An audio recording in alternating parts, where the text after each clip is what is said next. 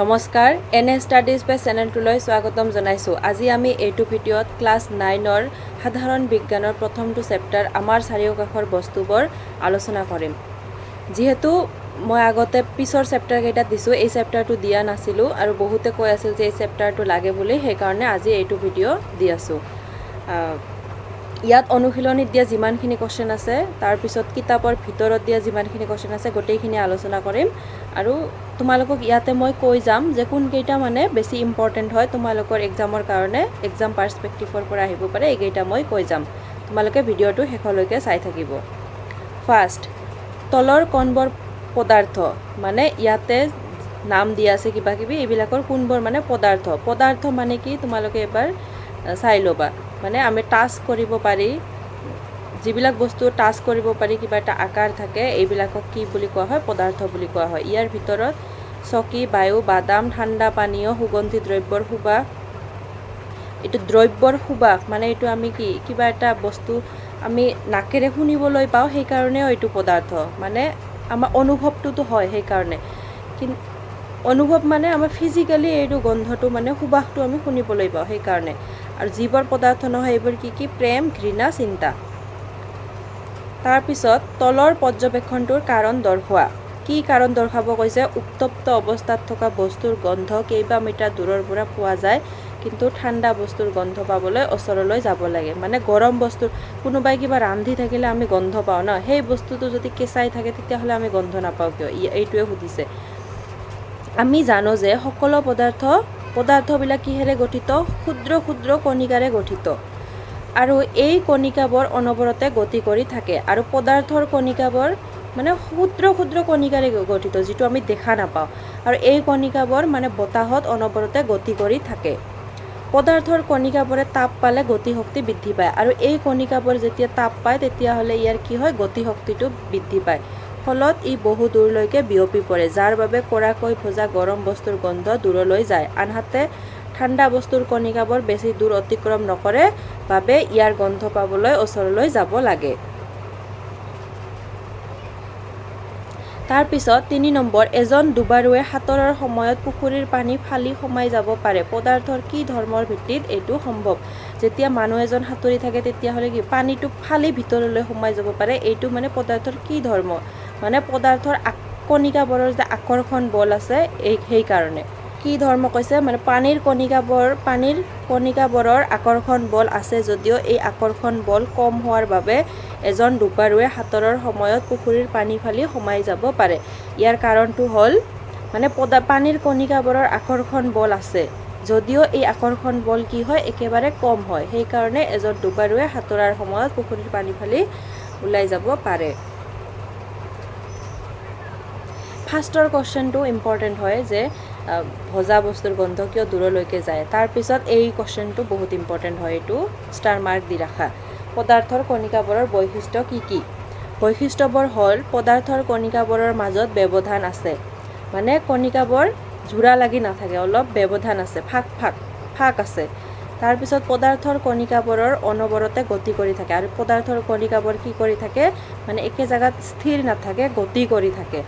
পদাৰ্থৰ কণিকাবোৰৰ আকৰ্ষণ বল আছে। আৰু তাৰ পিছৰ কুৱেশ্যনটো হ'ল পদাৰ্থৰ প্ৰতি একক আয়তনৰ ভৰৰ পৰিমাণকে ঘনত্ব বোলে। এই কুৱেশ্যনটোৰ পৰা তোমালোকে কি পালা যে ঘনত্ব কাক বোলে? পদাৰ্থৰ প্ৰতি একক আয়তনৰ ভৰৰ পৰিমাণকে কি বোলে? ঘনত্ব বোলে। আমাক কি সুধিছে? তলৰ পদাৰ্থবোৰ ঘনত্বৰ ঊৰ্ধ্বক্ৰমত সজোৱা। মানে ঘনত্বৰ ঊৰ্ধ্বক্ৰমত সজাব কৈছে। ভৰটো মানে ওজনটো কাৰ বেছি? ফাৰ্ষ্ট মানে বায়ুৰ একেবাৰে ভৰ কম, তাৰপিছত চিমনিৰ পৰা ওলোৱা ধোঁৱা, তাৰপিছত কপাহ, তাৰপিছত পানী, তাৰপিছত মৌ, তাৰপিছত চকমাটি। মানে ভৰ মানে কি? ওজন। তোমালোকে সাধাৰণভাৱে এনে ওজন বুলি ভাবি লোৱা, আৰু কিন্তু অলপ বেলেগ হয় ঘনত্ব। তাৰপিছত 2A, পদাৰ্থৰ বিভিন্ন অৱস্থাৰ বৈশিষ্ট্যবোৰৰ পাৰ্থক্য দেখুৱাই এখন তালিকা লিখা। পদাৰ্থৰ বিভিন্ন অৱস্থা, পদাৰ্থবোৰ কেইটা অৱস্থাত থাকে? যিকোনো এটা বস্তু আমি 3টা অৱস্থাত পাওঁ। পদাৰ্থৰ গোটা, জুলীয়া আৰু গেছীয়। মানে গোটা মানে কি তোমালোকে জানা, তাৰপিছত জুলীয়া মানে পানী, তাৰপিছত গেছ টাইপত। এই 3টা অৱস্থাত আমি পদাৰ্থক পাওঁ। ইয়াৰ বৈশিষ্ট্যবোৰ পাৰ্থক্য দেখুৱাব কৈছে। গোটা বস্তুৰ নিৰ্দিষ্ট আকৃতি আৰু আয়তন থাকে। এই কুৱেশ্যনটো বহুত ইম্পৰ্টেণ্ট হয়, ষ্টাৰ মাৰ্ক দি ৰাখা। তাৰপিছত এইটো নিৰ্দিষ্ট হ'ব আৰু এইটো জুলীয়া হ'ব। নিৰ্দিষ্ট আয়তন আছে, জুলীয়া বস্তুৰ নিৰ্দিষ্ট আয়তন আছে কিন্তু নিৰ্দিষ্ট আকৃতি নাই। আয়তন আছে মানে আমি বস্তুটো দেখা পাওঁ কিন্তু আকৃতি নাই।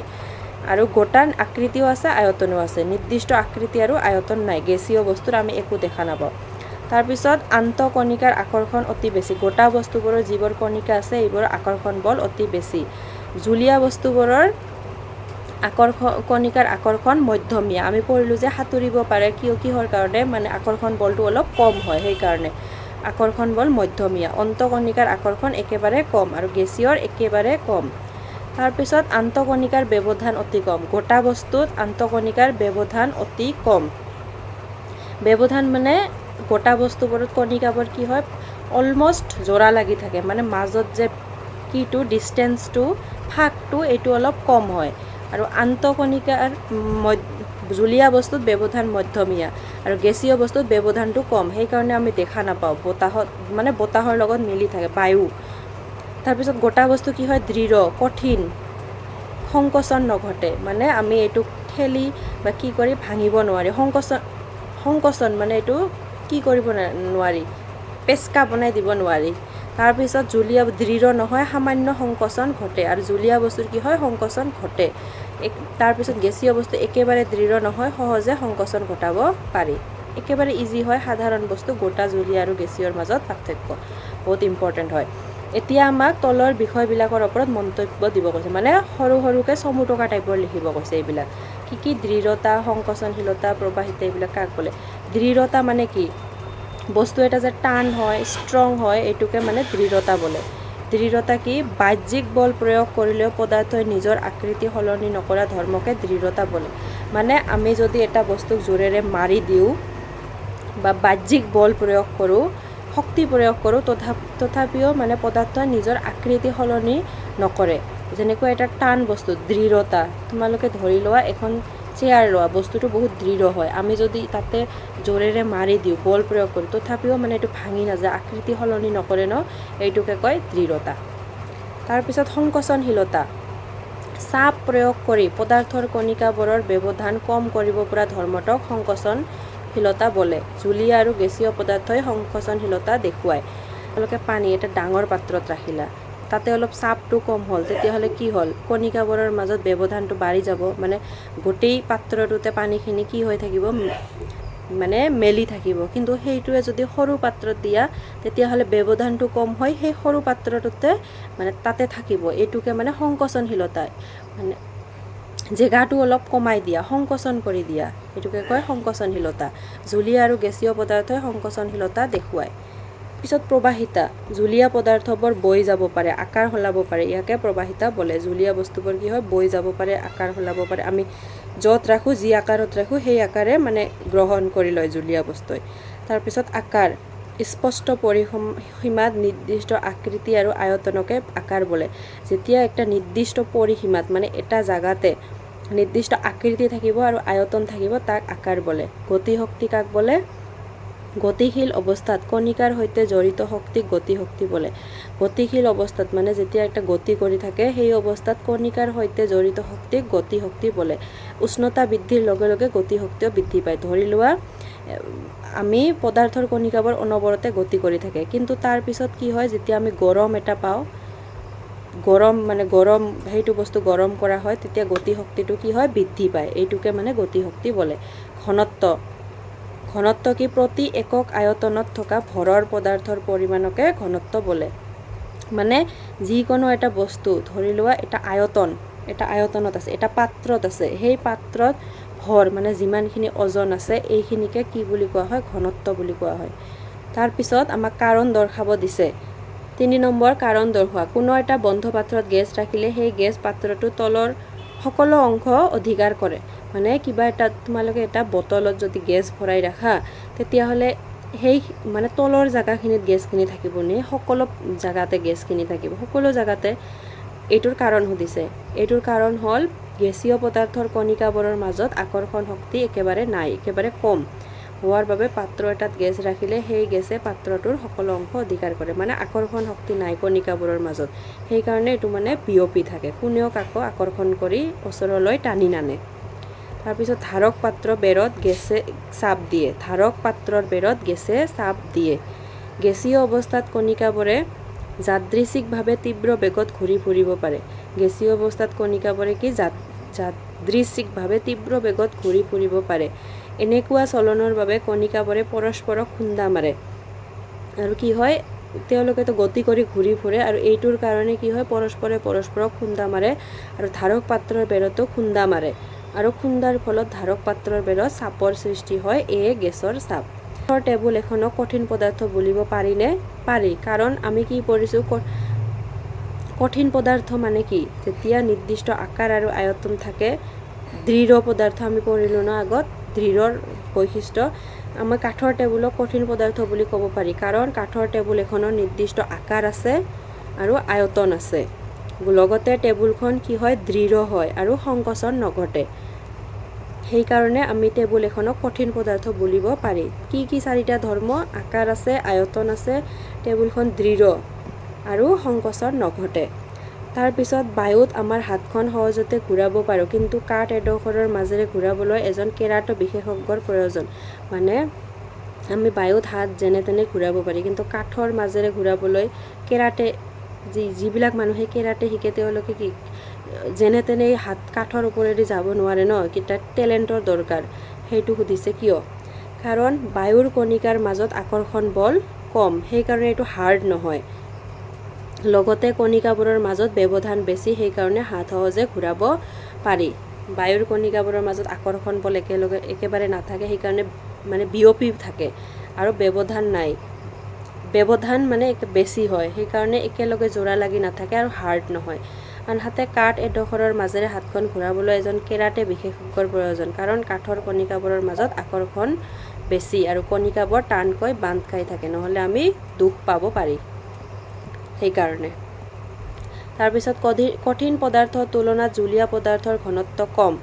কঠিন পদাৰ্থৰ তুলনাত জুলীয়া পদাৰ্থৰ ঘনত্ব কম। ঘনত্ব আমি ঘনত্ব কাকবলৈ পঢ়িছিলোঁ ন, এটা নিৰ্দিষ্ট স্থানত নিৰ্দিষ্ট মানে ভৰৰ পৰিমাণকে কি বোলে, ঘনত্ব বোলে, মানে ওজন ধৰি লোৱা। কঠিন পদাৰ্থৰ তুলনাত জুলীয়া পদাৰ্থৰ কম, কিন্তু দেখিছানে বৰফ পানীত উপঙে কিয় বাৰু? কিন্তু তোমালোকে ভাবিব পাৰা নাই যে বৰফতো কি পদাৰ্থ, কঠিন পদাৰ্থ, কিন্তু হ'লেও কিয় পানীত মানে উপঙি থাকে? কঠিন পদাৰ্থটো পানীত ডুবি যাব লাগে, কাৰণ পানীৰ কণিকাবোৰ গোট মাৰি বৰফ সৃষ্টি হয় যদিও বৰফৰ কণিকাবোৰৰ মাজত বহুতো খালী ঠাই থাকি যায়, কিন্তু হ'লেও বৰফৰ কণিকাবোৰৰ মাজত কি হয়, বহুতো খালী ঠাই থাকে। সেইকাৰণে মানে মাজত গেপ থাকে, যাৰ ফলত বৰফৰ ঘনত্ব কম হয় আৰু পানীত উপঙি থাকে। এতিয়া আমাক কৈছে তলত দিয়া উষ্ণতাবোৰ চেলচিয়াছত প্ৰকাশ কৰা। মই এটা কথা কওঁ হা, যদি তোমালোকক মানে কিবা এটা বস্তু চেলচিয়াছত প্ৰকাশ কৰিব কয়, তেতিয়াহ'লে মানে কেলভিনৰ পৰা যদি চেলচিয়াছত প্ৰকাশ কৰিব কয়, তেতিয়াহ'লে কি হ'ব, 273 মনত ৰাখিবা। মানে চেলচিয়াছত যদি প্ৰকাশ কৰিব কয়, চিত যদি প্ৰকাশ কৰিব কয়, তেতিয়াহ'লে কি হ'ব, 273ৰ পৰা মানে যোনটো আমাক সংখ্যা দিয়া থাকে 300, এইটোৰ পৰা কি কৰিবা, 273 মাইনাছ কৰি দিবা। মাইনাছ কৰি দিয়াৰ পিছত যি আহিব সেইটো হ'ব এনচাৰ। আৰু যদি আমাক কেলভিনত প্ৰকাশ কৰিব দিয়ে, যিকোনো এটা সংখ্যা দি আমাক যদি কেলভিনত প্ৰকাশ কৰিব দিয়ে, তেতিয়াহ'লে 273টো প্লাছ কৰি দিলে কেলভিনত প্ৰকাশ হৈ যাব। মনত ৰাখিবা এই 273। এইটো দেখা পালা কেনেকৈ চেলচিয়াছত প্ৰকাশ কৰিছে, মাইনাছ কৰি দিছে আৰু ওলাই গৈছে। তাৰপিছত 2 নম্বৰ, তলৰ উষ্ণতাবিলাকত পানীৰ ভৌতিক অৱস্থা কি হ'ব? মানে আমাক কৈছে যে 250 চেলচিয়াছ যেতিয়া থাকিব উষ্ণতাটো, মানে এটা পানীৰ উষ্ণতা যদি 250 চেলচিয়াছ হ'ব, তেতিয়াহ'লে কি হ'ব সেই পানীৰ অৱস্থাটো? 250 চেলচিয়াছ উষ্ণতাত পানী গেছীয় অৱস্থাত পোৱা যাব। আমি কিমান হ'লে ভাৱ হোৱাৰ ষ্টাৰ্ট হয়? এই যেতিয়া 100 হয়, 100 ডিগ্ৰী চেলচিয়াছ হ'লে পানী মানে আটাইতকৈ বেছি গৰম হয়। তাৰপিছত কি হ'ব? ভাৱ হৈ যাব, বাষ্পীভৱন হয় ভাৱ হৈ যাব। সেইকাৰণে 250টো 100তকৈ কিমান বেছি? ভাৱ হ'ব। তাৰপিছত 100 ডিগ্ৰী চেলচিয়াছ, 100 ডিগ্ৰী চেলচিয়াছ উষ্ণতাত পানী তৰল আৰু গেছীয় অৱস্থাত পোৱা যায়। মানে একেবাৰে গেছো হ'ব পাৰে, মানে একেবাৰে বেছি ভাৱ হৈ গৈছে। গৰম হৈ গৈছে তেতিয়াহ'লে তৰল থাকিব আৰু কি হ'ব গেছীয় অৱস্থাত পোৱা যাব। তাৰপিছত কোনো পদাৰ্থৰ ভৌতিক অৱস্থাৰ পৰিৱৰ্তনৰ সময়ছোৱাত উষ্ণতা স্থিৰ হৈ থাকে কিয়? কাৰণ উষ্ণতাৰ দৰকাৰ, সেইকাৰণে ভৌতিক অৱস্থাৰ পৰিৱৰ্তনৰ সময়ছোৱাত উষ্ণতা স্থিৰ হৈ থকাৰ কাৰণ হ'ল উষ্ণতা পদাৰ্থৰ অৱস্থাৰ পৰিৱৰ্তনৰ কাৰণে আৱশ্যক হয়। কাৰণ উষ্ণতাই হৈছে পদাৰ্থ এটাৰ পৰিৱৰ্তন মানে ভৌতিক অৱস্থাৰ পৰিৱৰ্তনৰ কাৰণ। মানে যিকোনো এটা বস্তু যদি আমি তাপ দিওঁ তেতিয়াহ'লেহে বেলেগ এটা অৱস্থাত মানে যাবলৈ সক্ষম হয়, যাক পদাৰ্থৰ এইটো কি বুলি কোৱা হয়? লীন তাপ বুলি কোৱা হয়। এইটো কি কয়? পদাৰ্থৰ লীন তাপ বুলি কোৱা হয়। তাৰপিছত বায়ুমণ্ডলীয় গেছ জুলীয়া কৰিব পৰা এটা পদ্ধতি কোৱা। মানে বায়ুমণ্ডলৰ গেছবিলাকক জুলীয়া অৱস্থা কৰিব পৰা উচ্চ চাপত অথবা নিম্ন উষ্ণতাত বায়ুমণ্ডলীয় গেছক জুলীয়া বা তৰল অৱস্থালৈ আনিব পাৰি। আমি হয় উচ্চ চাপ দিব লাগিব, উচ্চ চাপ মানে প্ৰেছাৰ, অথবা নিম্ন উষ্ণতাত একেবাৰে যেতিয়া তোমালোকে ঠাণ্ডা দিনত যেতিয়া একেবাৰে উষ্ণতাটো কমি যায় তেতিয়াহ'লে কি হয়? বৰফ হৈ যায়, মানে কিখিনি ফগি হৈ যায়, ফগখিনি তাৰপিছত কি হৈ যায়? বৰফ হৈ যায়, তৰল অৱস্থাত আহে, নাইবা পানী হৈ যায় ন, ওপৰৰ পৰা পানী পৰি থাকে। সেইকাৰণে উষ্ণ চাপত হয় উচ্চ চাপ দি নাইবা নিম্ন উষ্ণতাত আমি গেছীয় বায়ুমণ্ডলীয় গেছ জুলীয়া কৰিব পৰা এটা পদ্ধতি। তাৰপিছত প্ৰশ্নাৱলী ডিজাৰ্ট কুলাৰ এটাই শুষ্ক গৰম দিনত ভালকৈ ঠাণ্ডা কৰে কিয়? মানে ডিজাৰ্ট কুলাৰ এটাই শুষ্ক গৰম দিনত ভালকৈ ঠাণ্ডা কৰে কিয়? শুষ্ক গৰম দিনত উষ্ণতা বেছি আৰু আৰ্দ্ৰতা কম হয়।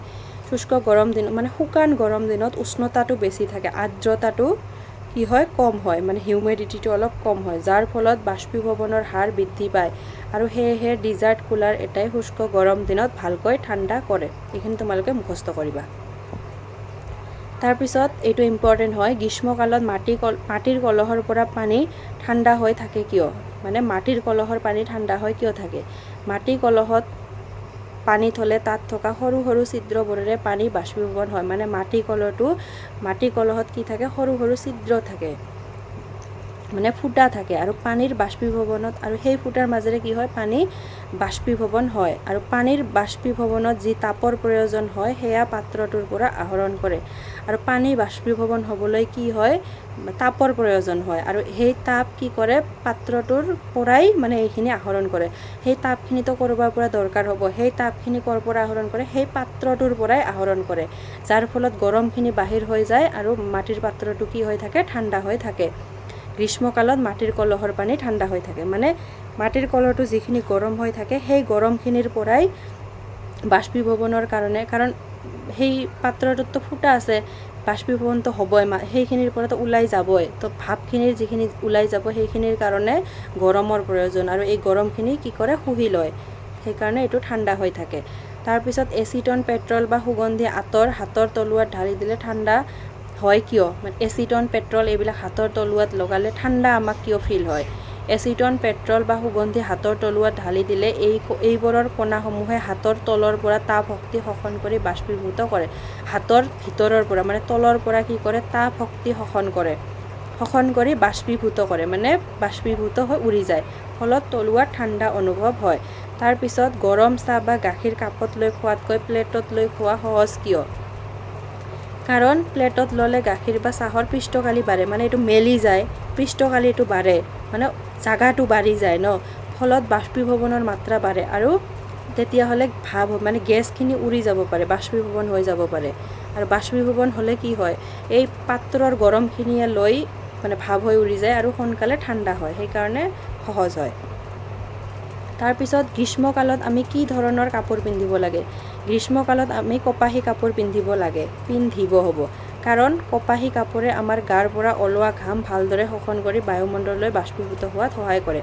কপাহী কাপোৰে কি কৰে? আমাৰ গাৰ পৰা যিখিনি গাত গৰম থাকে ঘামখিনি শোষণ কৰি বায়ুমণ্ডললৈ বাষ্পীভূত হোৱাত সহায় কৰে, আৰু বাষ্পীভৱনৰ লীন তাপৰ পৰিমাণৰ সমান তাপ শক্তি আমাৰ দেহৰ পৰা শোষণ কৰি লয় বাবে আমাৰ দেহটো শীতল পৰি যায়, আৰু গৰমখিনি শোষণ কৰি লৈ বাষ্পীভূত হয়, তাৰপিছত আমাৰ দেহটো ঠাণ্ডা হৈ পৰে, সেইকাৰণে আমি কপাহী কাপোৰ পিন্ধিব লাগে। এতিয়া আমি অনুশীলনীত দিয়া কুৱেশ্যনখিনি চাওঁ। এইটোও ছেইম হয়, চেলচিয়াছত প্ৰকাশ কৰিব কৈছে, এইটোৰ পৰা 273 মাইনাছ কৰি দিলে যি ওলাব সেইখিনি এনচাৰ হ'ব। তাৰপিছত আমাক কাৰণ দৰ্শাব কৈছে, তাৰপিছত 2 নম্বৰটো আছে, 2 নম্বৰটো পিছত দি দিছোঁ, পিছত আছে লাষ্টত। খোলা ঠাইত নেফথলিন বল কেইদিনমান থৈ দিলে নাইকিয়া হয়। নেফথলিন আমি কৰ্পূৰ যে এইটো আমি থৈ দিলে মানে কি হৈ যায়, গেছ হৈ যায় না বস্তুটো। নেফথলিন বল এটা কেইদিনমান থৈ দিলে নাইকিয়া হোৱাৰ কাৰণ হ'ল ঊৰ্ধ্বপাতন। ঊৰ্ধ্বপাতনৰ ফলত নেফথলিন বলটো কঠিন অৱস্থাৰ পৰা পোনে পোনে গেছীয় অৱস্থা প্ৰাপ্ত হয়, ফলত এটা সময়ত নাইকিয়া হৈ পৰে। এইটোৰ এনচাৰটো হ'ল কি, ঊৰ্ধ্বপাতন। মানে নেফথলিন বলৰ লগত ঊৰ্ধ্বপাতন হয়। ঊৰ্ধ্বপাতন হ'লে এইটো গোটা অৱস্থাৰ পৰা গেছীয় অৱস্থালৈ পৰিৱৰ্তন হয়। দূৰৰ পৰাই আঁতৰৰ গন্ধ পোৱা যায়। দূৰৰ পৰাই আঁতৰৰ গন্ধ পোৱা যায় কাৰণ আঁতৰৰ কণিকাবোৰ ক্ষিপ্ৰভাৱে বায়ুৰ কণিকাৰ লগত মিহলি হৈ বহু দূৰলৈকে বিয়পি পৰে আৰু আমাৰ নাকত লাগে। আঁতৰত কণিকা থাকে, এই কণিকাবোৰ ক্ষিপ্ৰভাৱে বায়ুৰ কণিকাৰ লগত মিহলি হৈ বহু দূৰলৈকে বিয়পি পৰে আৰু আমাৰ নাকত লাগে। সেয়েহে দূৰৰ পৰাই আঁতৰৰ গন্ধ পোৱা যায়। তাৰপিছত কণিকাবোৰৰ মাজত আকৰ্ষণ বলৰ ওপৰত ঊৰ্ধ্বক্ৰমত সজাব কৈছে। আকৰ্ষণ বল মানে গেছীয় অৱস্থাৰ আকৰ্ষণ বল একেবাৰে কম হয়। তাৰপিছত পানী জলীয় অৱস্থাৰ মধ্যমীয়া হয়। চেনি মানে কঠিন অৱস্থা সেইটো অলপ বেছি হ'ব, সেইকাৰণে চেনিটো আটাইতকৈ বেছি। তাৰপিছত তলৰ উষ্ণতাত পানীৰ ভৌতিক অৱস্থা কি হ'ব? 25 ডিগ্ৰী চেলচিয়াছত কি হ'ব? 25 ডিগ্ৰী চেলচিয়াছত পানী জুলীয়া অৱস্থাত থাকিব, মানে নৰ্মেল যেটা অলপ ঠাণ্ডা পানী হ'ব। তাৰপিছত 0 ডিগ্ৰী চেলচিয়াছত কি হয়? পানী বৰফ হয় বা গোটা অৱস্থা প্ৰাপ্ত হয়।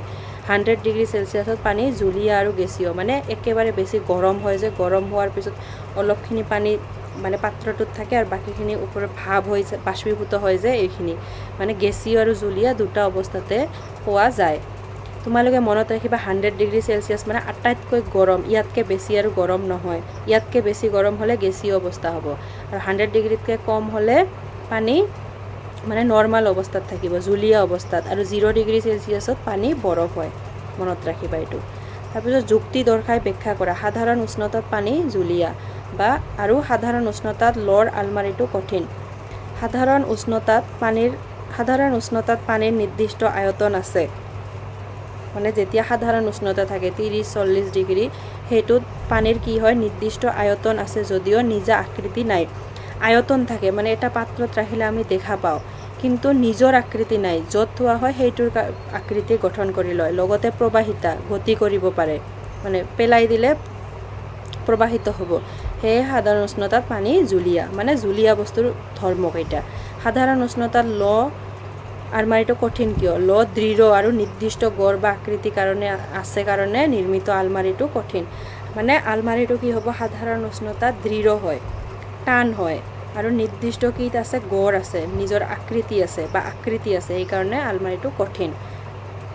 তাৰপিছত 273 কেলভিন উষ্ণতাত থকা বৰফে একে উষ্ণতাত থকা পানীতকৈ বেছি ঠাণ্ডা কৰে কিয়?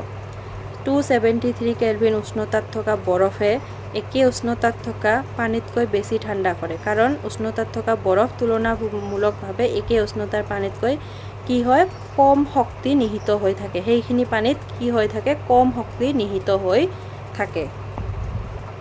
তাৰপিছত 8 নম্বৰটোৰ তোমালোকে কুৱেশ্যনটো কিতাপত চাই ল'বা। এনচাৰটো হ'ল পানীৰ ভাপে বেছিকৈ পুৰিব, কাৰণ একে উষ্ণতাত থকা জলীয় ভাপৰ কণিকাবোৰ শক্তি পানীৰ কণিকাবোৰৰ শক্তিতকৈ বেছি।